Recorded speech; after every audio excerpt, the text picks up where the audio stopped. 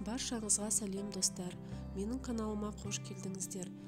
Бүгін математика пәні 2 сынып 4 санына бөлу және көбейту кестесін құрастыру деген тақырыпты осы видеода талқылаймыз. Бұл 80-ші сабақ. Менімен бірге видеоны соңына дейін тамашалаңдар. Бірінші тапсырмаға көңіл аударыңдар. Мысалдарды шығаруға көмектес және ең биік тауды анықта, жауабын өсу ретімен айт дейді. Бұл жерде қарап тұрсаңдар, таулар тұр, таулардың жанында мысалдар берілген. Бізге осы мысалдарды шығару арқылы ең биік тау қайсысы екен соны табуымыз керек. Мысалдар өте оңай. Өткен сабақтарда сендер өткен видеоларда 2-ке көбейту кестесі, 3-ке көбейту кестесін жаттаған болсаңдар, соның сол бойынша тез шығарып тастауға болады. Бұл жерде тек қана көбейту ғана емес, бөлу де бар. Қане көрейік. Міне барлығы шықты. Енді осының жаңағы теңдіктің нәтижесіне байланысты ең үлкен сан қайсысы, сол сан жаңағы сол санның шығатын таудың қасы, сол тау жаңағы ең биік тау болып есептеледі. Мысалы қараңдар, міне 3 пен 9-дың көбейтіндісі ол жаңағы 27, бұл жерде ең биік тау осы болып тұр.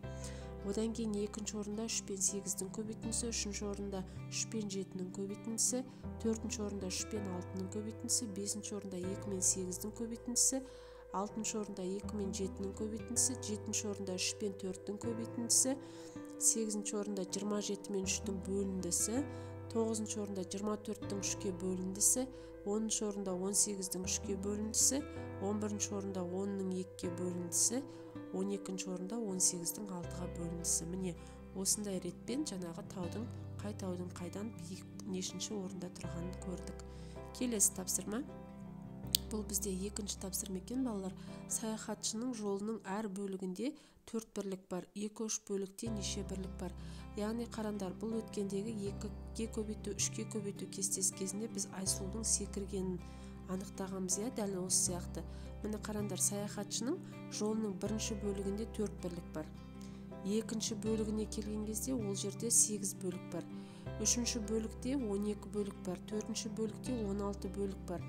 Бесінші бөлікте 20 бөлік бар. Міне дәл сол сияқты жалғаса береді. Алтыншы бөлікте 24, жетінші бөлікте 28, сегізінші бөлікте 32, тоғызыншы бөлікте 36, 10-шы бөлікте 40 бірлік бар екен. Міне бұл осы арқылы қазір біз көбейту кестесін құрастырамыз.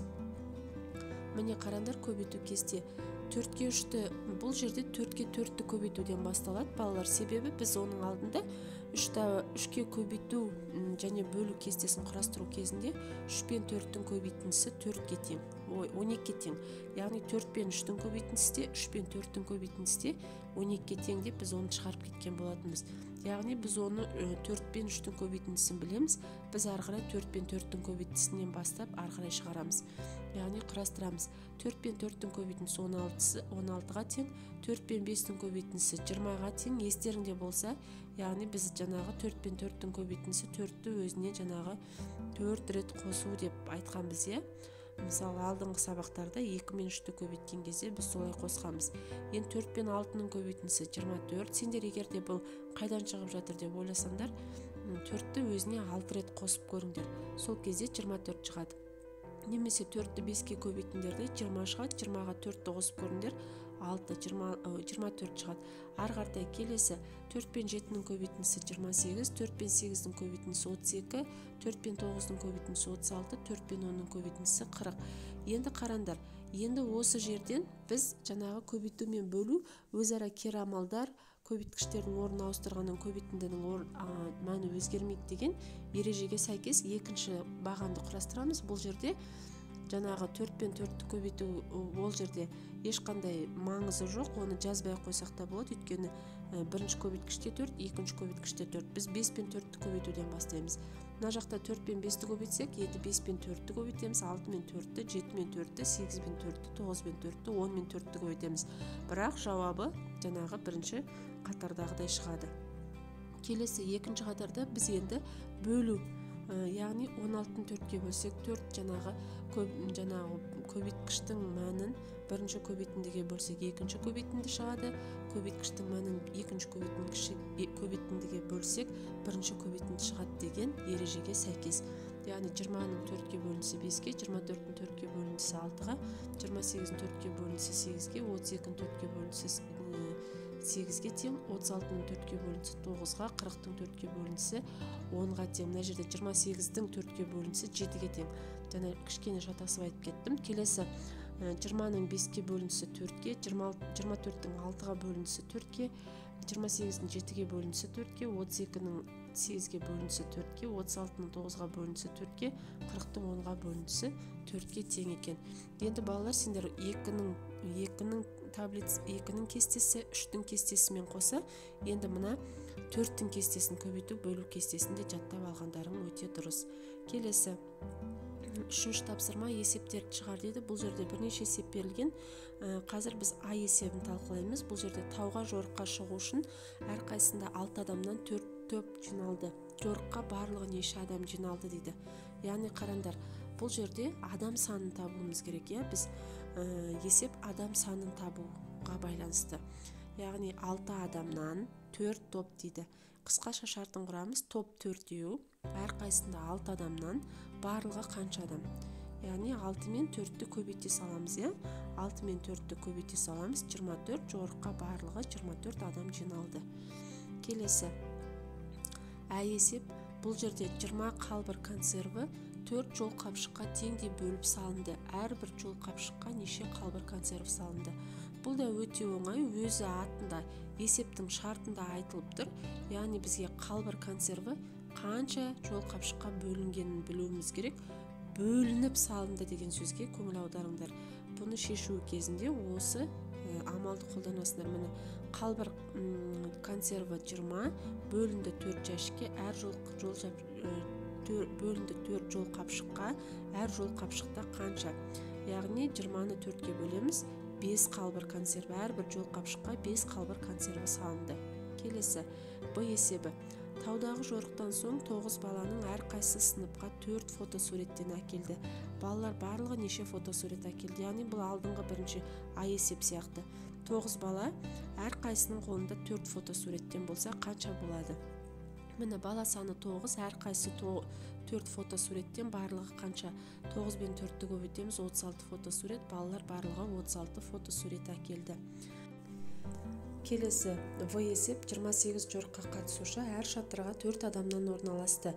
Неше шатыр қажет болды дейді. Яғни жорық дегеніміз балалар андай табиғат аясына, көкке, жаңағы жаяу топ-топ болып шығу, аттану. Яғни мына жерде 28 адам шыққан екен. Олар жаңағы жаяу жүріп келіп жатып, шаршайды ғой, шаршаған кезде бір жерге қону керек болады. Сол кезде арнайы шатыр құрып, сол жерге қонбақшы болады. Сол кезде қонған кезде 4 адамнан орналасу керек екен бір шатырға. Сонда қанша шатыр қажет болды дейді. Міне қараңдар, жорыққа қатысушы саны 28, әр шатырға 4 адамнан шатыр саны қанша? 28-дің 4-ке бөлінісі 7-ге тең, 7 шатыр қажет болды. Келесі 4-ші тапсырма. Бұл өте оңай балалар, бұны сендер есептеп шығаруды білесіңдер. Бұл жерде тек қана салыстыру, есептейсіңдер де салыстырасыңдар. Тексеріп көріңдер. Келесі 5-ші тапсырма. Жұмбақ сан сиядағының орнына сан қоймай бірден салыстыр дейді. Енді бұл жерде қарап тұрсаңдар балалар, мысалы қараңдар, ең басында 3 пен 5 алайық. 3-тің қасына қандай сан қою мүмкін? 5-тің қасына. Мысалы 3-тің қасына 0 деген, даже 0 деген санның өзін алатын болсақ, 3-тің қасына 0-ды қойсақ, ол 30 болады. 5-тің қасына 0-ды қойсақ, ол 50 болады. Сонда бәрібірде қандай сан қойсаң да, мына 5 жағы ұтады, 5 үлкен сан жағы ұтады. Яғни үлкен сан жағы үлкен болады. Міне бұндай тапсырмалар осылай орындалады балалар. Яғни көбінесе қай жағы үлкен сан тұр, сол жаққа қараймыз. Мысалы 6 мен 4-ті алайық. 6-ның қасына 1-ді қойсақ 61 болады, 4-тің қасына да 1-ді қойсақ 41 болады. Яғни қандай сан қойсақ та бәрібір мына жаңағы 61 деген сан жақ жеңіп кетеді, яғни көбірек болады екен. Міне балалар, бұл да шешімін тапты. Енді келесі, бұл жерде тек қана көңіл аударатын нәрсе жаңағы мына 99 мен 7-ге қараймыз. Бұл жерде ойлану керек. 99 деген енді үлкен сан, 7-нің қасына 9-ды қойсақ, мысалы ең үлкен сан 9-ды қоятын болсақ, онда ол жаңағы 99-дан кіші болады, бәрібір 97 болып қалады. Дәл сол сияқты мына жерде 15 пен 5-ті алатын болсақ, 15 ол нақты сан, ал 5-тің қасына 1-ді қоятын болсақ, немесе 2-ні қоятын болсақ, немесе 0-ді қоятын болсақ, кез келген санды қоятын болсақ, ол бәрібір мына 15-тен үлкен болып кетеді. Егер 0-ді қойсақ 50 болып кетеді, 1-ді қойсақ 51 болып кетеді деген сияқты. Міне балалар, бүгінгі видеоның соңына дейін келіп жеттік. Менімен бірге соңына дейін видеоны тамашалағандарыңа рахмет. Келесі видеоларда кездескенше сау болыңдар және менің каналыма тіркеліп алуды ұмытпаңдар.